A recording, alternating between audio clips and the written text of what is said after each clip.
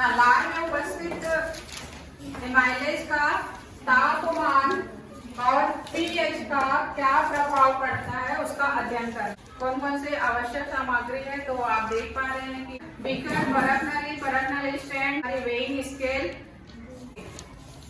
Iodine solution. सबसे ज्यादा जरूरी जो है वो है आयोडीन सॉल्यूशन, है ना।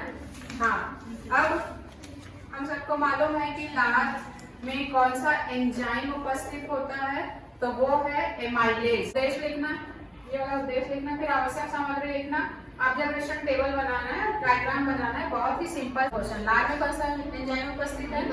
एमाइलेज, है ना। एमाइलेज एंजाइम जो है स्टार्च का पाचन करता है ना, और डाइसैकेराइड माल्टोज में बदल देता है वो, ठीक है। स्टार्च का पाचन करता है और किसमें बदल देता है? डाइसैकेराइड माल्टोज में बदल देता है, ठीक है। लार में उपस्थित जो एमाइलेज है उसको कैसे प्राप्त करेंगे? कॉटन लगा हुआ है, गीला कॉटन, ठीक है। और ये क्या है? फनल, है ना। ये है आपका परख नली। अब लार को हम यहाँ पे डाल देते हैं अपना, है ना। यहाँ पे इस प्रकार से फिल्टर करते हैं। इस प्रकार हम ऐसे स्टोर कर लेते हैं लार को, ठीक है, फिल्टर कर लेते हैं। अब क्या करना है, इससे अपना जो पिपेट वगैरह होता है इसमें सब वो मेजरमेंट लिखा रहता है कि कितना ml लेना है, आपको पता है। तो हमको तो 1 ही ml लेना है, ठीक है। 1 ml लेंगे और क्या करेंगे, 49 ml जो डिस्टिल वाटर है ना, 49 ml डिस्टिल वाटर में उस लार को डाल देंगे, ठीक है। 1 ml लेके 49 ml डिस्टिल वाटर में डाल देंगे। तो इस प्रकार हमारा जो स्लाइवरी एमाइलेज है वो प्राप्त हो जाएगा। 5 ml स्टार्च लेना है और वो दोनों को 1 ml लेना है। इस प्रकार 5 ml ये लिए क्या, स्टार्च सॉल्यूशन और 1 ml स्लाइवा, है ना, उसको ले लिए। अब लेने के बाद जब हम ताप का प्रभाव देखेंगे कि किस टेम्परेचर में वो काम करता है, तो उसके लिए है जैसे कि आप अपने कॉपी में भी होगा, ये देखो 5 डिग्री सेल्सियस लेने के लिए ना यहाँ पे बर्फ लेते हैं, ठीक है। क्या लेते हैं?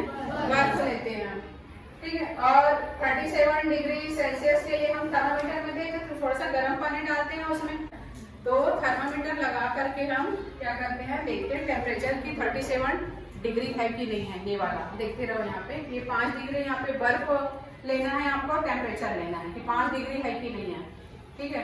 यहाँ पे थोड़ा सा गर्म पानी डाल देना है, 37 है कि नहीं। अब यहाँ पे स्प्रिट लैम्प जलाना है क्योंकि हमको टेम्परेचर कितना रखना है, हाँ 80 डिग्री सेल्सियस रखना है। तो ऐसे डायग्राम भी बनाना है आपको 3।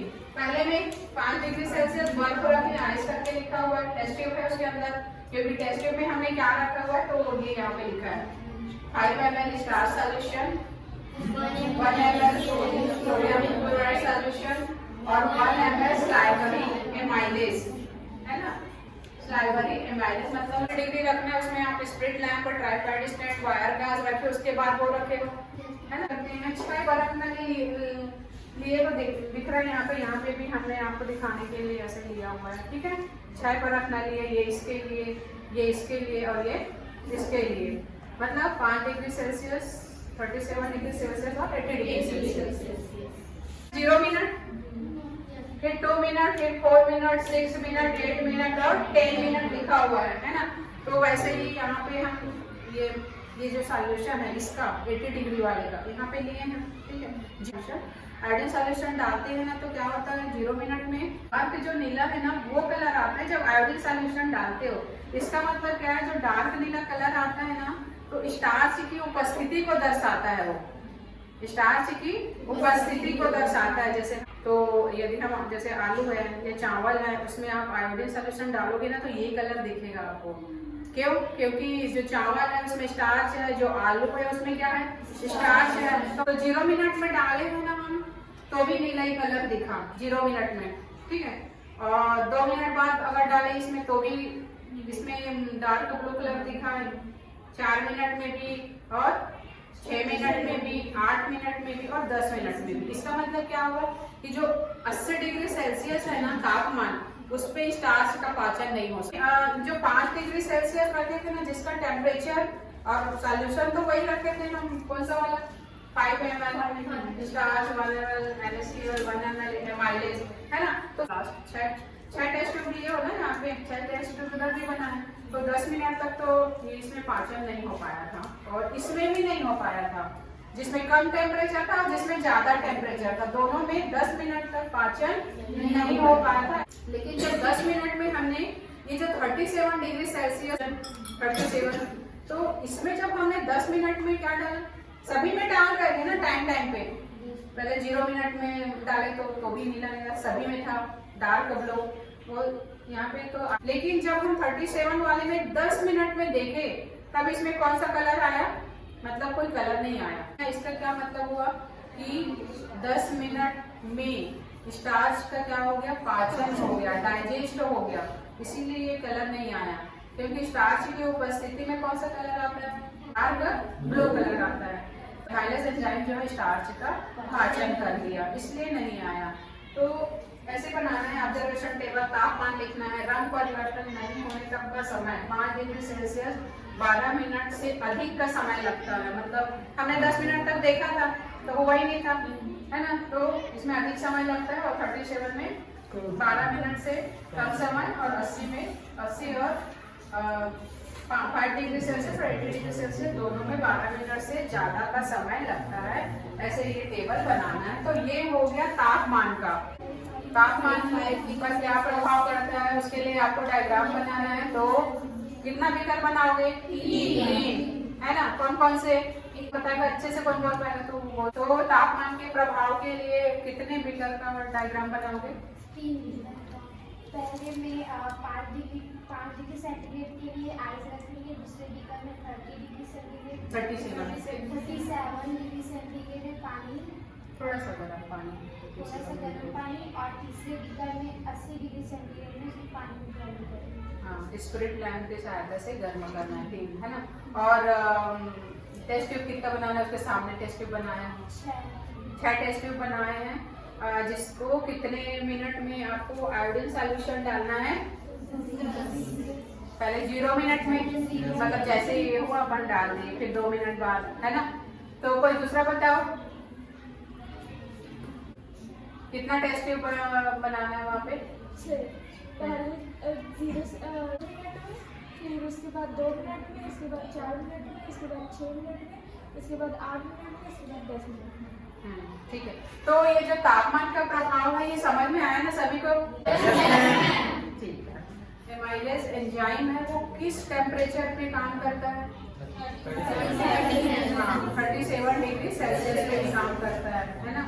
और लगभग कितने, आपने जो एक्सपेरिमेंट किया उसमें कितने मिनट में स्टार्च का पाचन हो गया था, 10 मिनट में। हाँ ठीक, अब ये समझ में आ गया ना अच्छे से, तापमान का बना भी लोगे, ठीक है। ये वाला अच्छे से प्रैक्टिस कर लेना घर में, बहुत ही सिंपल सा है। 5 डिग्री रखना है तो कैसे करेंगे, बर्फ डाल देंगे, वो ऐसे गोल गोल आप बर्फ बना देंगे। और तीनों में देखो टेम्परेचर लिखा हुआ है, ऐसे नहीं कि बीकर बना दिया टेम्परेचर लिखना भूल गए, वो नहीं करना है, ठीक है। बीकर बनाना कितना सिंपल सा है, कोई एकदम से ऐसे कुछ ऐसे बनाना ऐसा तो नहीं है, है ना। बीकर 3 बना देना है, बर्फ डालना है, 5 डिग्री सेल्सियस लिखना है, दूसरा 37 डिग्री सेल्सियस और तीसरा 80 डिग्री सेल्सियस लिखना है, जिसमें आपने स्पिरिट लैम्प जलाया था, ठीक है। वैसे डायग्राम में स्पिरिट लैम्प जला हुआ है, स्टैंड है, वायर वायर रखा हुआ है। पीएच का क्या प्रभाव पड़ता है, लाइब्रेरी जो एंजाइम है, लार में उपस्थित एंजाइम है, उस पर पीएच का क्या प्रभाव पड़ता है। पीएच स्केल जो रहता है ना, उसमें 0 से 14, आपको बोले लो पीएच में कितना तक रहता है रीडिंग, तो आपको बताना है 0 से 14 तक रहता है। 7 जो है डिस्टिल्ड वाटर का रहता है, उदासीन रहता है, और 7 से नीचे जाने पर शून्य की ओर अम्लता बढ़ती जाती है, और 7 से ऊपर 14 की ओर जाने पर क्षारीयता जो है बढ़ते जाती है, ठीक है। तो अब अम्लीय माध्यम में रखने के लिए क्या करते हैं, अम्लीय माध्यम के लिए 50% HCl का लेते हैं, सॉल्यूशन बनाते हैं 50% HCl का अम्लीय माध्यम करने के लिए। और क्षारीय माध्यम करने के लिए क्या करते हैं, 50% सोडियम हाइड्रोक्साइड का लेते हैं।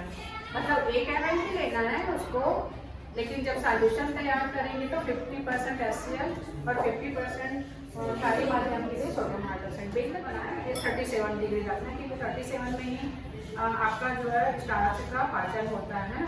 तो बाकी तो सेम डालना है, 5 ml starch solution, 1 ml sodium chloride, 1 ml salivary amylase बोलना है। तो देखो इधर डायग्राम बना हुआ है, एक बीकर है ना, बीकर है।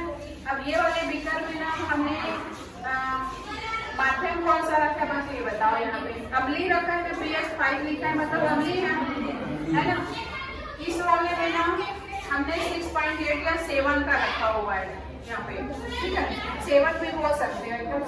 इसमें उदासीन और इसमें क्षारीय माध्यम। देखो आप जैसे डायग्राम बनाओगे ना, वाटर भर दिए हो यहाँ पे बीकर में, जिसका टेम्परेचर कितना रखे हो 37 डिग्री सेल्सियस, है ना।